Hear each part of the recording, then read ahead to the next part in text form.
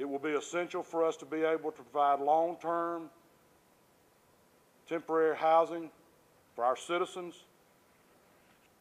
And let me just say that, as the governor touched on, and I want to express emphatically that where we are at this day would not have been possible had it not been for the cooperation and the collaboration of not only our local partners with the state, but also with the commitment that the President made to the governor and the commitment that the federal government has come in and helped provide assistance to our state and our citizens. So we appreciate that. I know the governor appreciates that. And ultimately, I know that our citizens appreciate that. And at this time, I will turn it over to the federal coordinating officer representing the federal government in the state of Alabama, Mike Byrne. Mike. Thanks, Jeff. Governor. We recognize that this is a very challenging time for the people of the state of Alabama. And we want the governor and his team to know that they have FEMA's full support. As the governor articulated, this is about the people. And what I tell the team every day as we plug in here is that we have 238 good reasons to stay focused on this recovery. But we also recognize that recovery is a team effort, and we're one piece of that.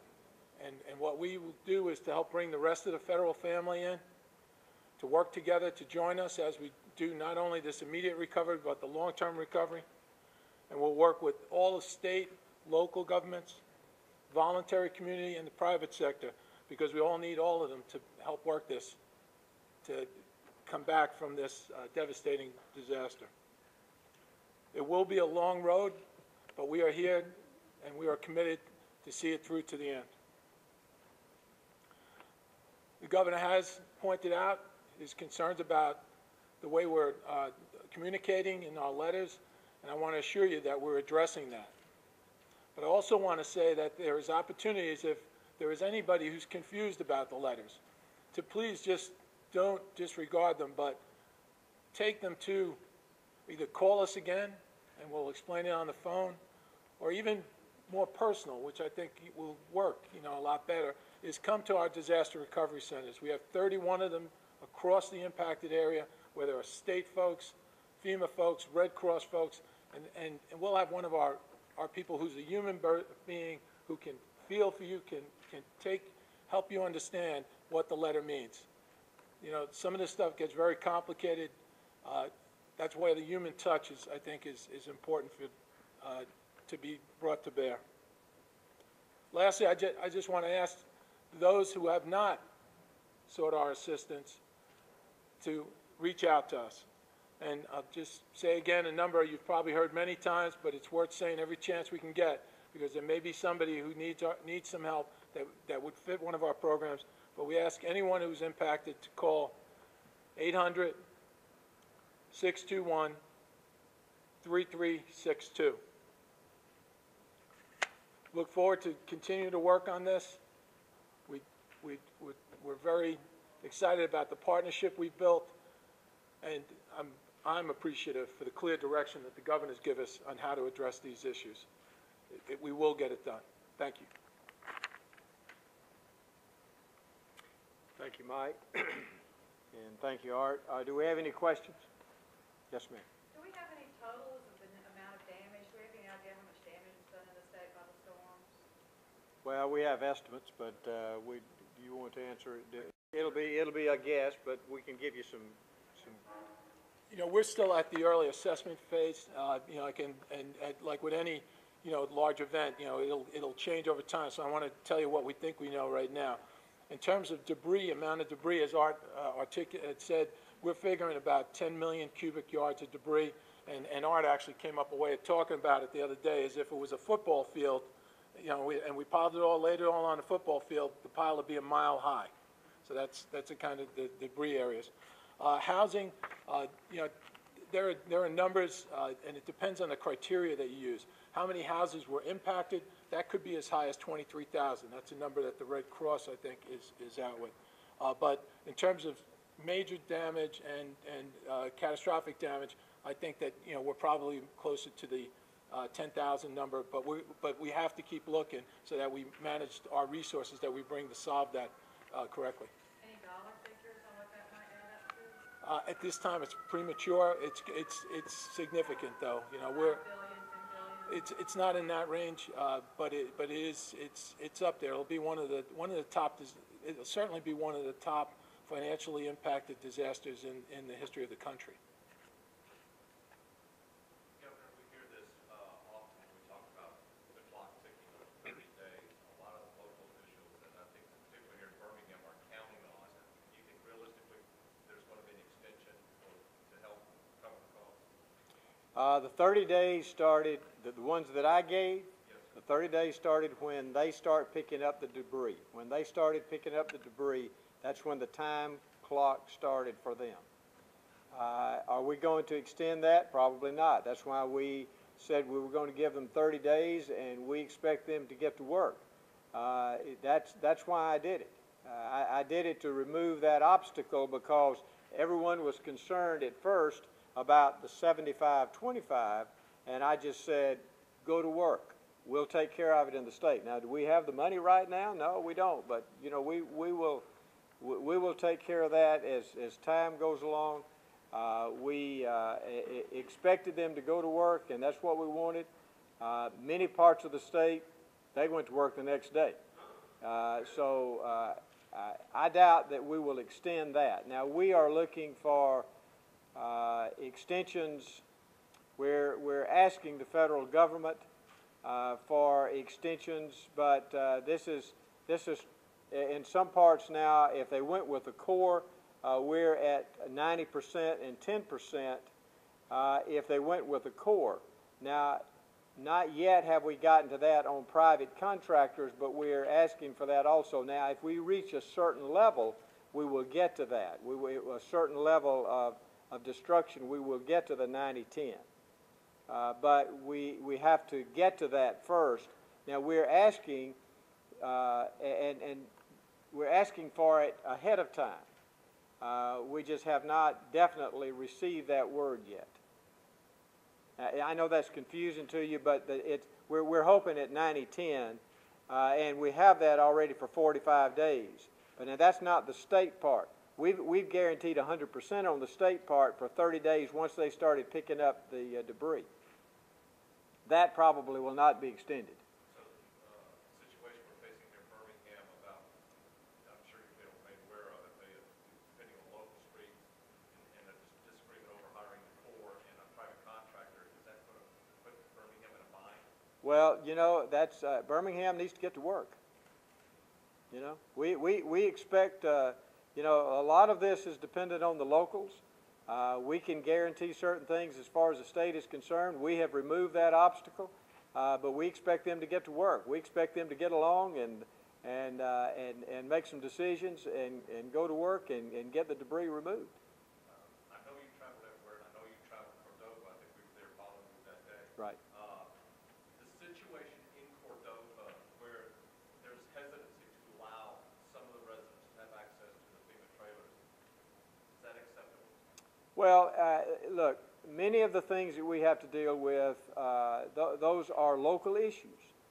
And what we can offer to them will be some temporary housing. If their city says we do not want that, and their rules and regulations and laws prohibit that, we're not going to step over that line as a state and require them to do that. That will still be up to the local entity. That'll be up to the local city or the local county. But we can offer them temporary assistance. We can offer them temporary housing. We can offer them the type of housing that we have available. We can offer them rental money. FEMA offers them money for rental. And so we can offer them these things, but we're not going to force on a local entity things that they don't want. But it is available. Excuse me, Governor Bentley, do you know about how many people have been displaced statewide? Do we know that number exactly?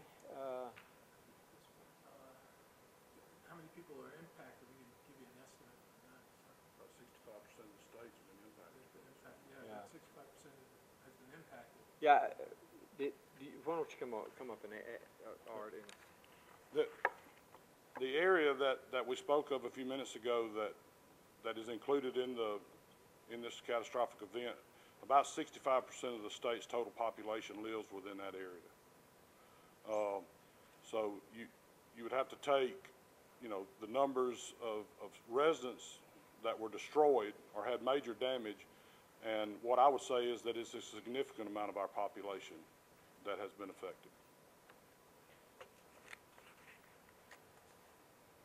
in other words, we don't know the exact number. I mean, if you want to know the truth, I mean, 65% of the state's been involved, and it's just very different, because there are some people out there that they just have not registered. Now, we've had over 71,000 people who have actually signed up for FEMA assistance, but there are others out there, and we suspect it'll be close to 100,000 people. That's what we're expecting. Governor, circling back to Alan's question, Birmingham has obviously had city crews out picking up stuff. That's right. Have they, by your definition, started removing debris? No, because they have not started yet with a contractor or with the Corps. That's where we start. When they start picking up debris with the Corps of Engineers or with a private contractor, that's when the timeline starts.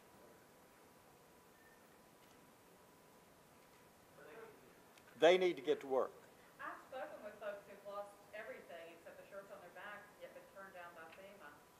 Why are people like that being turned down? Well, that's the letter that's gone out, and I'll let FEMA answer that. But sometimes they're turned down for various reasons. That's why I wanted the letter redesigned. Okay, the first sentence should not say you have been turned down by FEMA.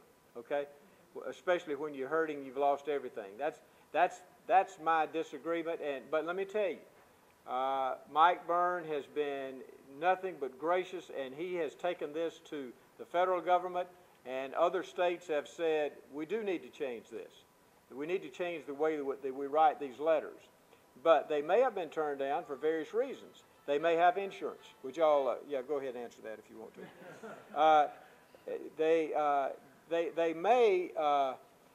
They may have been turned down by the letter because they have insurance, or for some reason they did not fill it out correctly.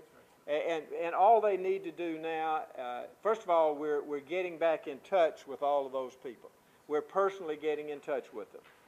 We know that 15,000 letters went out. I have copies of a new draft of a letter. I have offered the federal government to personally write a letter for them if they cannot write a letter for the people of Alabama correctly. And he said that he thought that they probably could do it, but he has promised me that the letter that goes out will come through my office, and I will approve it. Governor, legislature goes back in session next week.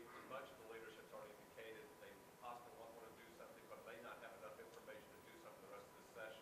Has there been discussions already? There might be some sort of disaster assistance or correction in a special session you may have to deal with? That's really premature right now. We will do what is necessary. We'll wait and see. We're also waiting on, we're working on a federal level. I'm working with our congressional delegation in the Senate as well as in the House. So we're working on ways to mitigate the losses that we have, to maybe to get some forgiveness of things like a waiver on Medicaid for 3 months. I mean, there are various things that we're looking at. Let's wait and see if it's going to be necessary to call a special session. Very good. Thank you all. Thank you. Thank y'all.